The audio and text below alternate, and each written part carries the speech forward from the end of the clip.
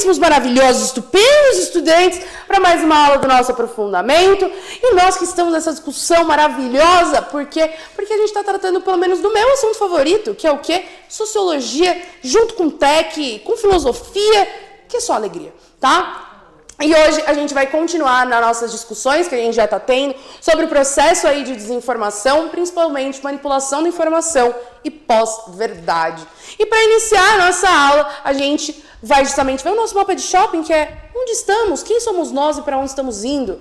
Então, o nosso aprofundamento é o hashtag Quem Divide e Multiplica, a unidade curricular é a de olho na informação e o componente é o conhecimento humano e a sua aplicabilidade. A gente está na atividade 3, essa aula é de desenvolvimento 4 e ela é que não há segredos online.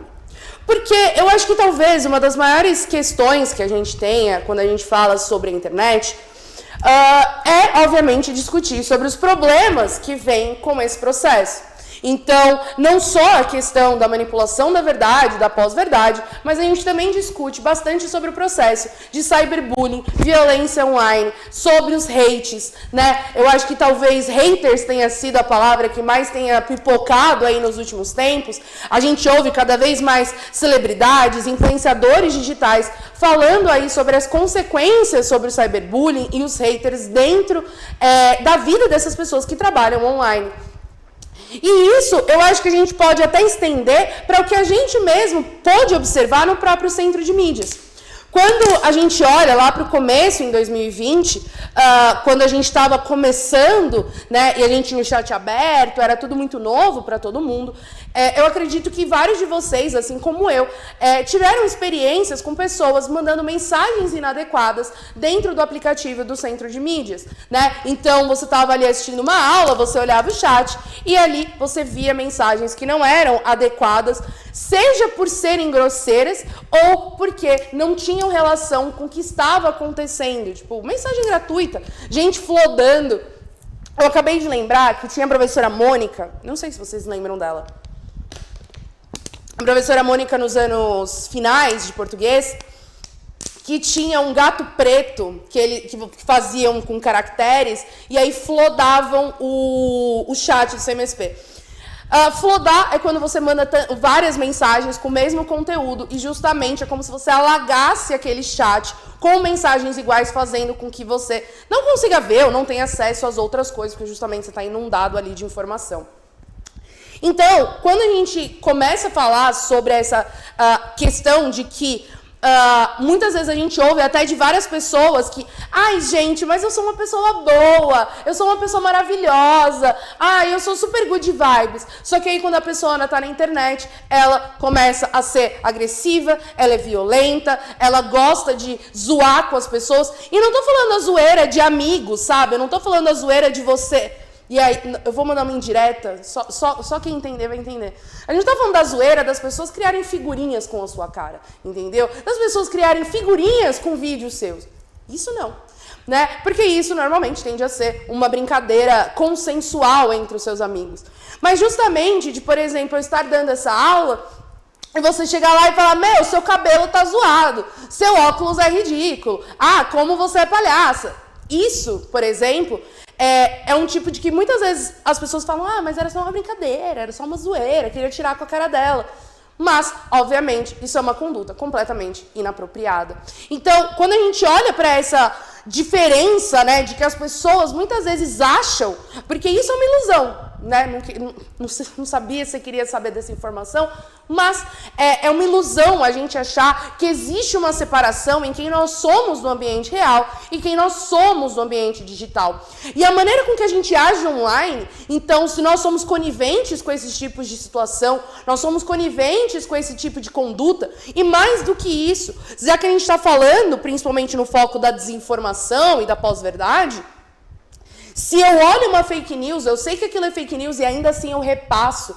Se eu vou lá e eu escrevo postagens sem antes ter certeza que aquilo que eu estou falando é verdade, é verdadeiro ou não, se justamente eu acho que, né, a internet me dá uma liberdade e me dá um anonimato, né, que separa quem eu sou na vida real da internet, talvez essa seja uma mentira que a gente esteja contando para nós mesmos há muito tempo. Então, vai aparecer aí na tela para vocês, né? Que todos os dias a gente tem que tomar decisões difíceis. Por exemplo, hoje eu tive que tomar uma decisão muito difícil de deixar a minha cama para vir trabalhar. E ela estava muito confortável, né? Só que qual é a questão? Quando a gente fala do dia a dia, talvez várias dessas decisões, elas sejam muito mais concretas e palpáveis. Porque, obviamente, o próprio nome, realidade, já traz essa noção do palpável. Só que a questão é que quando a gente fala do ambiente virtual, ele pode trazer pra gente essa falsa sensação de invisibilidade, de que aquilo que a gente faz no ambiente online, a gente não precisa se responsabilizar por aquilo. É como se ele fosse um ambiente falso. E aí, talvez um paralelo, que pode ser um paralelo muito ruim, porque ele veio na minha cabeça agora, então pode ser muito ruim. Mas, por exemplo, você está jogando um jogo de FPS, você está jogando, sei lá, um Counter-Strike, está jogando um Fortnite, tá tocando aí, você está jogando um jogo aí de ação de tiro, pay. Obviamente que a gente tem a plena noção de que eu não estou atirando em alguém de verdade, eu não estou tirando a vida de alguém de verdade. Tipo, eu estou vivendo num mundo de fantasia, né? Eu não acho que eu sou o Kratos, o deus da guerra. Não acho que eu sou o Kratos. Muito menos a Tomb Raider. Você nunca vai me ver numa floresta com arco e flecha na mão. Espero que não, né? Mas qual é o ponto? Esses são ambientes de imaginação. São ambientes imaginários, completamente imaginários. Só que quando a gente fala do seu Facebook, do seu Instagram, a gente não está falando de um ambiente imaginário. Não é um jogo, não é o Counter-Strike, não é o Fortnite. E mesmo assim, né, as conversas que estão acontecendo entre jogadores, mesmo nesses jogos, elas não são tão imaginárias, elas ganham teor de realidade. Quando eu posto algo na internet, eu não estou jogando no mundo imaginário. A internet não é um mundo de fantasia. Ela é um mundo concreto, em outra plataforma. O que eu falo na internet não está dizendo... Eu não estou no papel de um personagem, porque eu não estou jogando Dungeons and Dragons, eu não estou jogando Vampira Máscara, eu não estou jogando Pathfinder. Eu não sou um personagem. Quando eu estou na internet, eu continuo sendo eu. A única diferença é que você não está me vendo pessoalmente, né?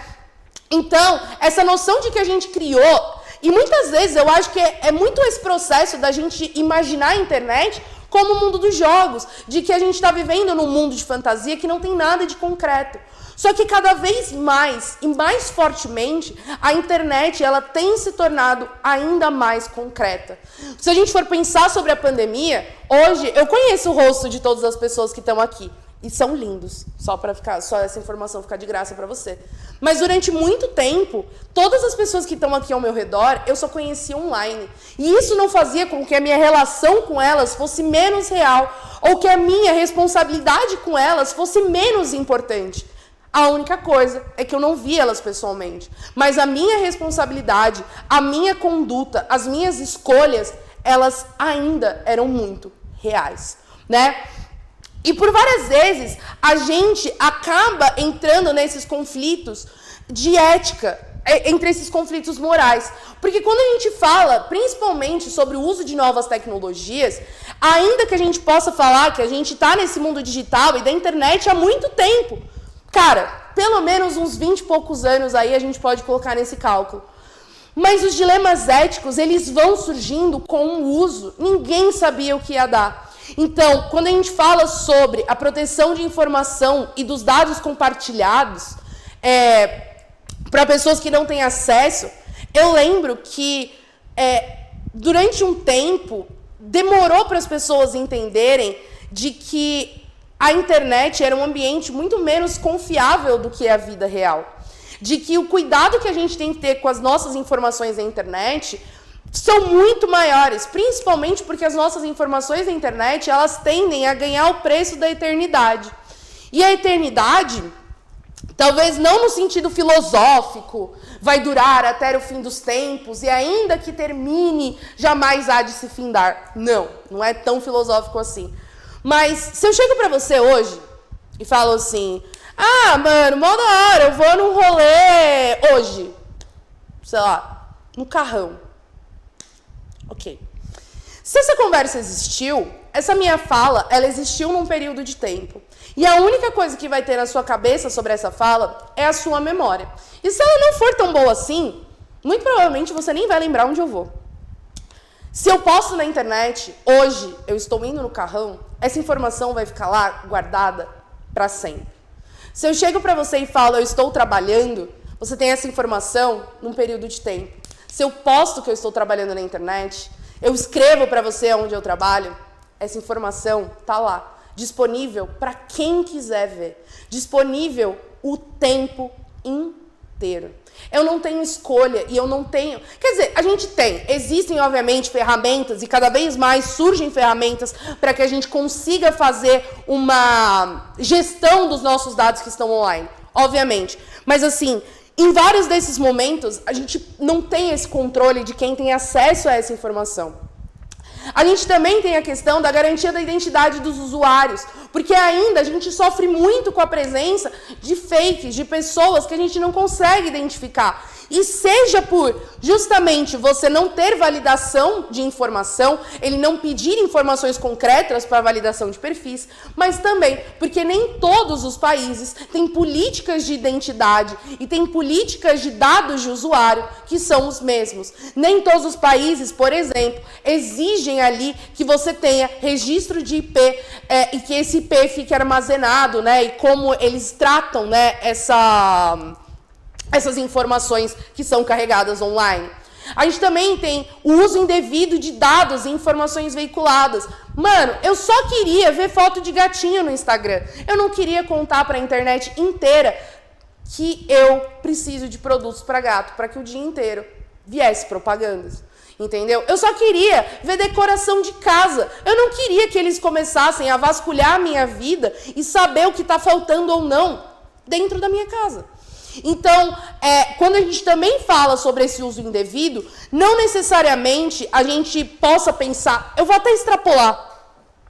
Não é só sobre o uso indevido, porque muitas vezes nós damos acesso a essas informações, porque eu duvido muito que você, pequeno padawan, leia todos os termos de acordo com os sites. Normalmente você deve ser que nem eu, você fala, mano, eu só quero entrar, eu aceito tudo.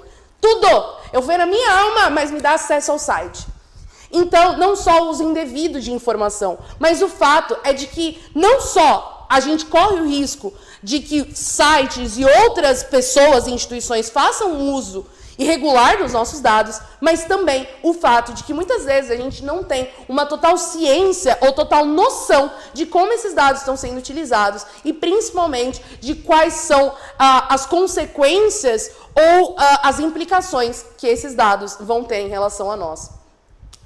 A gente também tem ali a proteção contra cópias autorizadas de programa, dados e informações, e aí a gente entra um pouco na questão da pirataria. Eu acho que basicamente, a internet, ela trouxe um problema, encontrou algumas soluções sobre direitos autorais. A partir do momento que as coisas vão para a internet, é muito difícil você ter controle sobre essas coisas.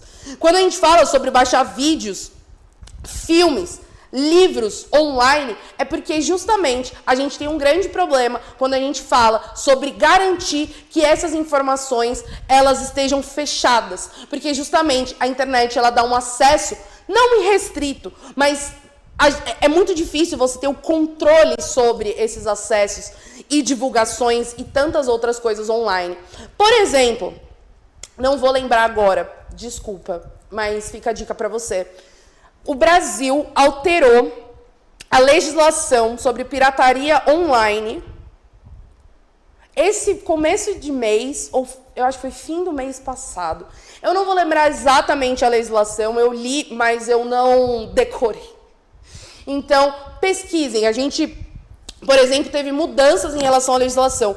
Nos Estados Unidos, por exemplo, eles têm uma legislação muito, talvez eu não tenha sido enfática, né? Muito pesada em cima de pirataria. A galera lá compra DVD como se não houvesse um amanhã, porque as punições e a maneira com que eles lidam com o crime de pirataria é muito forte. Só que o ponto é, a internet, você tem contato com o mundo inteiro. Então, muitas vezes, legislações locais não vão resolver problemas que não são locais, mas são globalizados.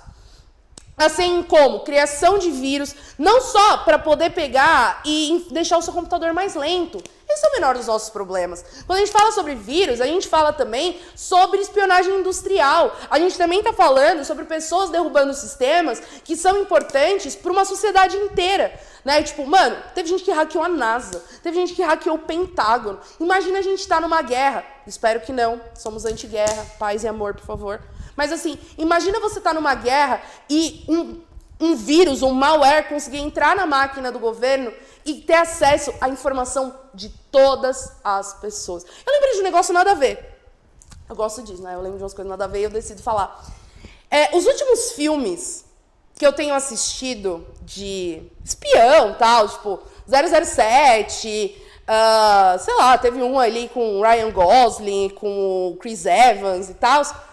Se vocês observarem, os últimos filmes de espionagem, papapá, o maior problema era o vazamento de informações confidenciais de agentes em campo, colocando em risco a vida desses agentes e das pessoas vinculadas a essas pessoas. Então, eu sei que você vai falar, mas é filme. É em parte filme. Mas, em parte, isso também é um risco real, né? Modificação de dados, manutenção da privacidade, edição de sites, edição de fotos, né? Hoje a gente tem problema com deepfake, Photoshop e tantas outras coisas. Então, a internet, ela apresenta muitos riscos. Só que o problema não é ela apresentar riscos, é mais o fato de que nenhum de nós, quer dizer, nenhum de nós é muita gente, mas a maioria de nós não está nem preparado e muito menos conhece esses processos para que a gente possa se defender. Mas o fato é que pessoas estão fazendo isso. Não é uma máquina sozinha que decidiu corromper dados, jogar ali malware, fazer mau uso de dados, roubar informações, tantas outras coisas, aplicar golpe, espalhar fake news. Quando a gente fala sobre todas essas ações, elas provavelmente não, elas têm nome, elas têm endereço, elas têm documento, muitas delas têm famílias, muitas delas têm uma vida social. Eu diria que todas, porque todos nós vivemos em sociedade. E talvez essa seja a questão maior, porque o problema da internet não está na ferramenta. Não é igual a nossa mãe falava pra gente, não sei se sua mãe fala isso, né? Mas a minha e meus tios, enfim, que era, você tem que tomar cuidado, essa internet é do mal, a internet tem tudo de errado. Mas o grande ponto é, a internet é um sistema. E os sistemas só fazem aquilo que eles são programados para fazer. Então, significa que todos esses processos, para eles acontecerem, significa que existe alguém por trás. Né? Então, vai aparecer aí para vocês. Porque quando a gente fala sobre pensar sobre atitudes, valores e normas, é a gente pensar sobre comportamento. Se a gente fala que o cyberbullying acontece, ele não acontece porque a internet existe. Ele acontece porque alguém está disposto a ter esse tipo de atitude. Só que o que acontece? As nossas atitudes, quem nós somos, ela está expressa nas ações e na conduta. A gente já falou sobre a praxis e a praxis ética, né, com Aristóteles. Nós somos aquilo que nós fazemos. Eu não posso tratar você que nem lixo e querer convencer você que eu sou uma boa pessoa. Ou eu ser uma pessoa super legal e tentar te convencer que eu sou uma bad girl, que eu sou malvadona. Porque as nossas ações e quem nós somos só são coerentes através da nossa prática. Eu não posso falar pra você que eu sou uma pessoa legal se eu passo o dia inteiro xingando as pessoas online. Eu não posso falar pra você que eu sou uma pessoa que eu luto pela verdade e pela liberdade de todos e eu passo o dia inteiro espalhando fake news, enganando pessoas e levando elas ao erro. A conta não fecha, né? Só que o fato é que tá tudo bem, às vezes, as coisas saírem, né, nem sempre como planejado. Obviamente, mesmo no dia a dia, a gente tem comportamentos que são incoerentes ou até mesmo contraditórios.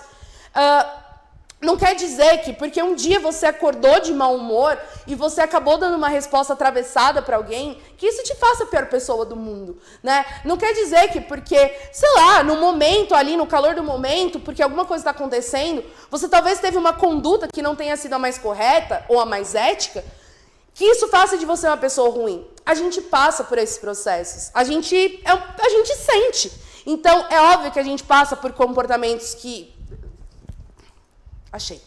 são contraditórios, que são comportamentos incoerentes e tudo mais. A gente não é linear. Tipo, a gente não é um programa, um robozinho, que todos os nossos comportamentos são friamente calculados e tal. Isso não existe, nunca existiu.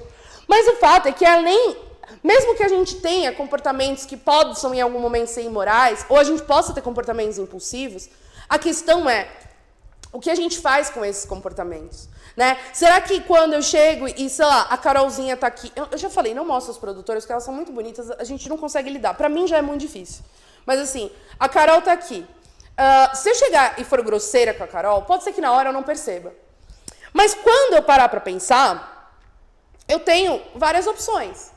Eu posso olhar e falar, problema da Carol, ela que se vire, não tô nem aí pra ela, tô mais... Na hora eu tava com raiva, ela que se vire com o que eu fiz. Mas eu também posso olhar e falar, pô, mano, não foi legal. Eu sei que eu tava brava, tal, mas, poxa, ela não merece isso. E aí eu chego e falo, Carol, olha, eu sei que eu fui grosseira com você hoje, mas aí não era o que eu queria, tal. A internet é a mesma coisa. Não adianta você olhar e passar o dia inteiro flodando com hate e falar, ai, gente, eu só tava de mau humor. As suas atitudes têm consequências. E a responsabilidade não é uma escolha. Eu não posso escolher ser responsável. Porque eu só sou. A gente... essa frase, esse texto do Vilares é muito top, que é o seguinte. Eu vou ler exatamente como tá.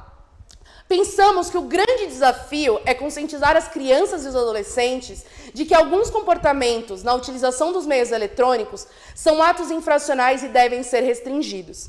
É importante que todos saibam que suas comunicações virtuais não garantem anonimato, né, como muitos parecem acreditar. É fundamental que todos tenham a informação de que não podem ofender as pessoas impunemente, nem imputar conduta imoral ou desonrosa a alguém, sob pena de responderem por tais atos. Mesmo sendo menores de idade, na medida em que cometam crimes, eles podem ser responsabilizados em consonância com o ECA, já que essa lei oferece vários direitos às crianças, né, que são considerados pelo ECA menores de 12, e adolescentes, né, que é entre os 12 e os 18, mas também é preciso alertar que elas também os punem. Pausa para tossida, importante, tomar uma água. O que acontece? Ainda que quando eu comecei, na minha época, né, quando eu comecei na internet, alguns anos atrás, gente, imagina, ontem, não existiam legislações de internet, real, tipo, mano, não tinha nada. Eu posso dizer que quando eu cheguei era tudo mato, né? Então, cara, a gente não tinha legislação, ninguém imaginava, talvez, o tamanho da estrutura que a internet ia se tornar. Não tinha como a gente adivinhar naquela época. Mano, a gente tinha blog, Orkut e jogo. Máximo. E no máximo uns bagulho pra baixar música pirata. É errado? Obviamente é errado. Mas, gente, pelo amor de Deus, só olhar os anos 90. 90% dos aplicativos e sites online eram pra isso, tá? Não tô dizendo que é uma conduta correta, não tô dizendo que é algo aceitável de se fazer, mas era o que tinha mais comum, né? Eu acho que vocês já devem... Pergunta pra alguém lá perto dos seus 30, dos seus trintous, se ela já ouviu falar de Shazam, Ares Light, Limeware, Pirate Bay... Não, Pirate Bay tá aí até hoje, né? Mas qual é a questão? Com o tempo, a gente foi começando a perceber essas coisas e, obviamente, a sociedade também foi se estruturando para isso. E a gente começou a ver que condutas que estavam acontecendo, que, obviamente, estavam fora do que era uma expectativa. Porque, mano, tipo, você tá na internet, mas você continua você. Então, por que na sociedade você se comporta de um jeito, mas quando você está atrás de uma tela, você vira outra? E fique bem claro, eu não estou falando sobre pessoas envergonhadas. Eu não estou falando sobre o fato de que, às vezes, o fato de você não estar olhando no olho de alguém te dá mais confiança de falar certas coisas. Eu nem te julgo. Realmente, às vezes é muito difícil conversar para alguém olhando no olho dela. Mas não é esse tipo de questão. De que, às vezes, a gente não está olhando, não está encarando aquela pessoa, faz com que a gente se sinta mais confortável, às vezes, para falar certas coisas, ou mais livre de alguma maneira. Mas é a questão de que eu ainda continuo sendo a pessoa que eu sou, ou que eu quero acreditar que eu seja, ou eu estou me transformando em outra pessoa e que, na verdade, continua sendo eu. Você não é um personagem online. E se você acha que você é, talvez você tenha que repensar suas atitudes. E eu não estou falando de jogo, eu estou falando da sua vida online, né? E aí a gente começou a perceber vários problemas, vão até aparecer aí para vocês, como o aparecimento cada vez maior de comentários maldosos ou irônicos, né? Que acabam constrangendo pessoas, isso em diversos níveis, inclusive acarretando aí em diversos problemas sociais, psicológicos, enfim. Assumir muitas vezes a identidade e se passar por outras pessoas. Tem até um golpe recente de WhatsApp, né? Que a pessoa pega a foto do seu perfil do WhatsApp e fala assim, ai, mudei de número, esse é meu número do trabalho, papapá. Isso é algo que acontece no nosso cotidiano. Postagens de vídeos sem permissão, né? O fato de que as pessoas hoje, você pode estar na rua, alguém pode te gravar e postar aquele vídeo. E talvez tenha um vídeo seu circulando que você nunca vai saber, porque justamente a gente não tem mecanismos de controle. Invasão de privacidade. E aí, nos mais diversos níveis de roubo de informação, até, por exemplo, vazamento de fotos e vídeos. A gente tem aí a Lei Carolina Dickmann, que foi criada justamente por causa disso. Postagens de vídeo com cenas de nudez e sexo, sendo que justamente, obviamente, você tem áreas da internet, como da TV, como no celular, que são destinadas a adultos e pessoas maiores de 18 anos. Mas o fato é que na internet é muito fácil você ver esse tipo de conteúdo sendo divulgado sem esse cuidado de restrição de idade, fazendo com que muitas vezes crianças possam ter acesso a esse conteúdo, se elas não forem assistidas ou... a palavra não é vigiada, eu estou tentando pensar, mas assim... Que não exista um adulto responsável olhando para o que essa criança está fazendo online, né? Não é questão de vigia, mas é questão do cuidado, né? Não sei que palavra usar, porque vigia é uma palavra muito forte, né? Parece que tem alguém te vigiando, tipo Big Brother. Não é isso, né? Uso de imagens sem autorização, entra para a mesma ideia de vídeo. Extorsão e invasão. Propagação de vírus que inutilizam arquivos, inutilizam programas, inutilizam vários processos. Uso de senha sem autorização, entre diversas outras coisas. A questão é que, talvez, um dos maiores pontos é que o sentido de privacidade na internet, ele acaba se esvaziando cada vez mais. E a vida privada, ela passa a ser cada vez menos privada e se passa praticamente a ser algo público, né? E eu deixei aqui para vocês, a gente está nos minutinhos finais, eu nem vou me atentar tanto a isso. Se vocês quiserem, tem aula do 6º e 7º ano do Funde, só sobre o Marco Civil da Internet. O nome é Internet Terra com Lei, é o nome da aula. Nós aqui no Brasil começamos a avançar em relação às leis de proteção à internet. A gente tem o Marco Civil, que foi de 2013, tá? Ele é de 2013, ele começou a ser feito em 2013, ele foi publicado em 2014, mas é uma lei que começou a ser feita em 2013, e que ele regulamenta o uso da internet, não só a relação usuário com a rede, mas também a relação entre usuários e também das companhias fornecedoras de internet, então que garanta que não tenha preços abusivos, entre diversas outras coisas. Mas uma das coisas que eu gostaria que vocês pesquisassem, porque eu realmente acho importante, é o fato de que o Marco Civil da Internet, ele não é uma lei sozinha. E ele está vinculado à nossa Constituição Federal. Então, quando a gente fala sobre, por exemplo, liberdade de manifestação de pensamento, você ainda está respondendo à lei do seu próprio país, o que garante que não será tolerada nenhuma propaganda de guerra, de processos de subversão à ordem pública e política. E isso não é ser contra a política. São ações danosas e violentas, assim como preconceitos de raça, ou classe, ou gênero, ou qualquer tipo de preconceito. Porque preconceito e violência, eu vou dizer isso mais uma vez, Eu vou dizer isso quantas vezes forem necessário. Estourou o tempo, não ligo, isso é importante. Opinião não é violência e preconceito.